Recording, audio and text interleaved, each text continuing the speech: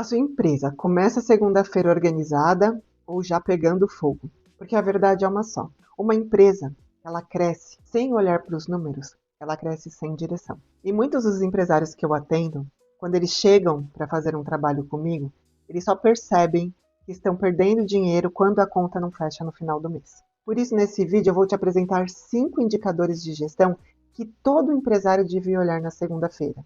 E eles revelam rapidamente se a empresa está crescendo ou se ela está ficando pesada e começando a travar. Olá, meu nome é Gisele Parente e nesse canal eu trago todos os dias conteúdo sobre gestão e liderança empresarial, desenvolvimento da equipe e organização das rotinas da empresa para o crescimento. Se esse conteúdo faz sentido para você, já se inscreva aqui no canal, porque aqui não tem enrolação, é gestão na prática. Quem não mede não gerencia e quem não gerencia não cresce, já dizia Henry Ford. Então vamos entender quais são esses 5 indicadores. O primeiro é o clássico faturamento, porque a empresa, gente, ela não quebra do nada. Ela vai desacelerando. Então, se você não acompanha e observa que o movimento está caindo, que as vendas estão caindo, a equipe muitas vezes vê, mas não reage. E aí o que acontece? Você trabalha o mês inteiro num ritmo alucinante, preocupado com as entregas, com a execução dos serviços, e você não percebe que o faturamento está abaixo da meta. Essa é a importância de você, cara empresário, cara empresária, olhar o faturamento semanalmente. Pega a meta do mês, desdobra semana a semana. Entrega para a equipe de vendas, meta individual por semana. Toda segunda-feira você fecha essa meta e você verifica. Bateu a meta da semana? Muito bem, equipe. Vamos continuar assim. Alinhamento, semana que segue. Não bateu a meta? Tente entender o porquê a meta não foi batida. Quais são as causas? Por que a venda caiu? Por que o movimento diminuiu? Quais ações você precisa tomar nessa semana para fazer esse faturamento crescer? Faturamento não se faz no dia 29 e 30. Faturamento se faz semana a semana. Recalcula a rota, reveja a meta semanal e vamos para cima. Segundo indicador, quanto custa gerar um possível cliente? Custo por lead. Se você investe em anúncios no Instagram, no Facebook, no Google, no TikTok, você precisa controlar na unha esse número aqui.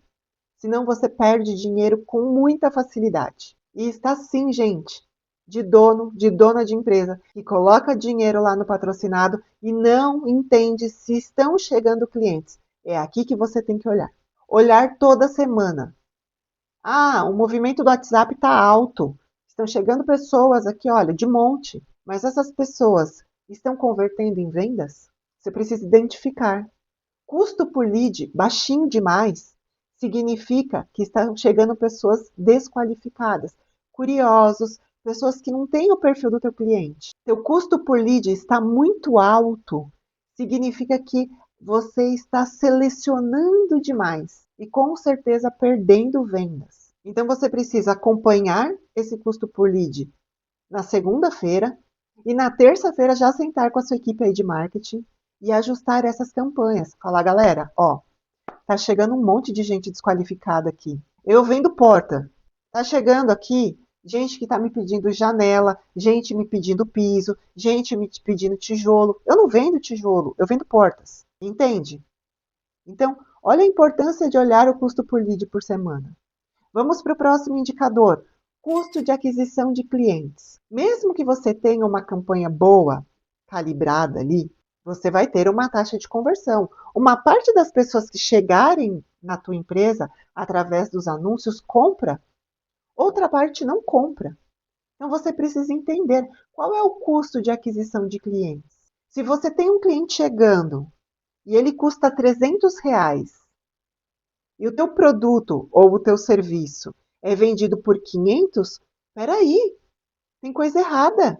Está pagando muito caro por esse cliente. Também precisa ajustar as campanhas. Você precisa ter um custo de aquisição de clientes compatível com o produto ou o serviço que você vende. Gisele, qual que é o custo ideal de lead, o custo ideal de aquisição de clientes? Não tem uma regra. Você precisa começar a medir e entender esse custo dentro de um mês, 2, 3 meses e comparar com o seu mercado. Isso é um bom parâmetro. Cada segmento, cada tipo de negócio vai ter custo por lead diferente, custo de aquisição de clientes diferentes. Contra esses números, não tem argumentos. Se você tem teu custo por lead, tua taxa de conversão, teu custo de aquisição de clientes bem calibrado, você acerta exatamente qual é o teu faturamento. Você tem previsibilidade. Então, olha a importância de entender o custo de aquisição de clientes e de controlar isso toda a semana para não perder dinheiro. Gisele, eu sei que isso é muito importante, mas eu não sei nem como fazer esses cálculos.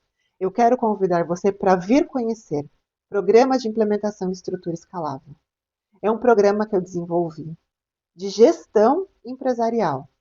Nesse programa, você vai aprender como criar metas, como estruturar a sua empresa com processos, como criar indicadores, como você, dono da empresa, se posicionar como líder do seu negócio, como criar uma equipe engajada para que você tenha lucro realmente no seu negócio no final do mês. São aulas, muitas ferramentas e ainda encontros ao vivo para tirar todas as suas dúvidas. É literalmente eu pegar na tua mão e te ajudar a construir uma estrutura básica para o crescimento da sua empresa. Quer saber como funciona? O link está aqui na descrição.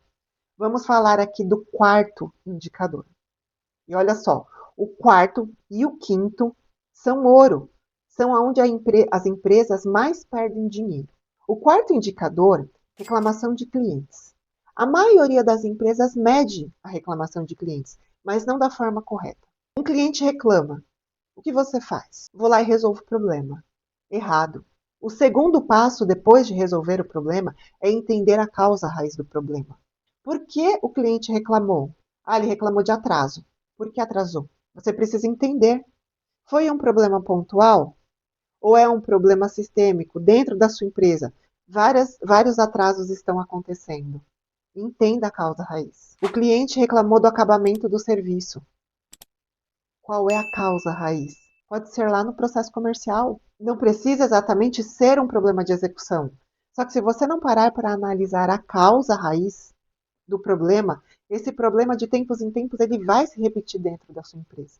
Quando você entende exatamente por que o problema está acontecendo, você muda o processo e esse problema para de acontecer. Novos problemas vão acontecer, mas esse você elimina.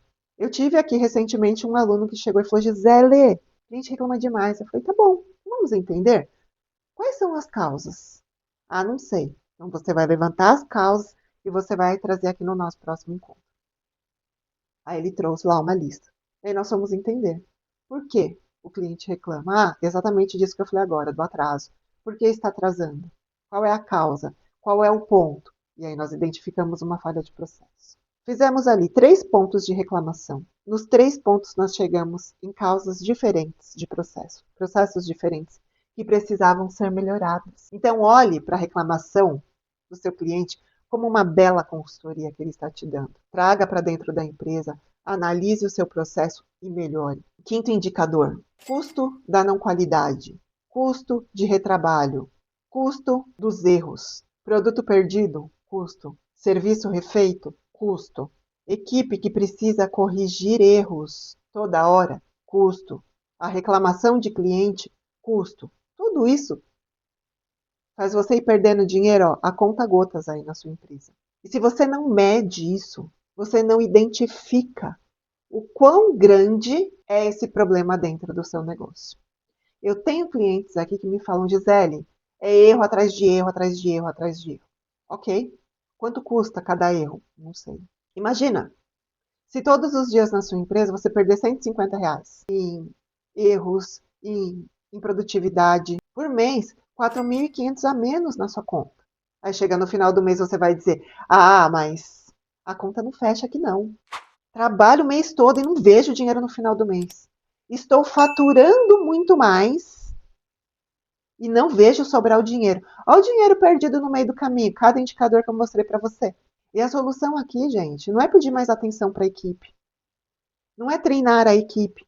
Você, de novo, precisa entender quais são as causas raiz de cada problema. Aonde está perdendo dinheiro, por que está perdendo dinheiro e o que você precisa mudar internamente no seu processo para parar de perder dinheiro.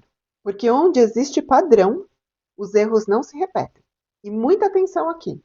As pessoas elas erram, mas os processos sustentam para que esses erros não sejam repetitivos. Entenda, cara empresária. Gestão não é trabalhar no escuro. Gestão é você entender aonde você está perdendo dinheiro, aonde você está perdendo produtividade, o que está travando a sua empresa. Se você consegue identificar pontualmente esses problemas não viram crise, são apenas oportunidades de melhoria, porque uma empresa, ela é um organismo vivo e ela dá sinais de problema, mas você precisa olhar para o lugar certo. Lembra daquele ditado que fala que o gado engorda aos olhos do dono? Eu super concordo. Mas o seu olhar, ele precisa estar no lugar certo, que são nos indicadores, não lá na operação, não na execução do serviço, não na entrega do produto. Medir, analisar e melhorar todos os dias. Então, a minha sugestão para você é: já cria esses indicadores e começa na próxima segunda-feira. E se você quer melhorar ainda mais o seu crescimento empresarial, assista esse vídeo aqui e entenda porque o crescimento de uma empresa, sem a maturidade da equipe, sem processos claros e uma liderança que controla, aumenta o desgaste e trava a estrutura interna.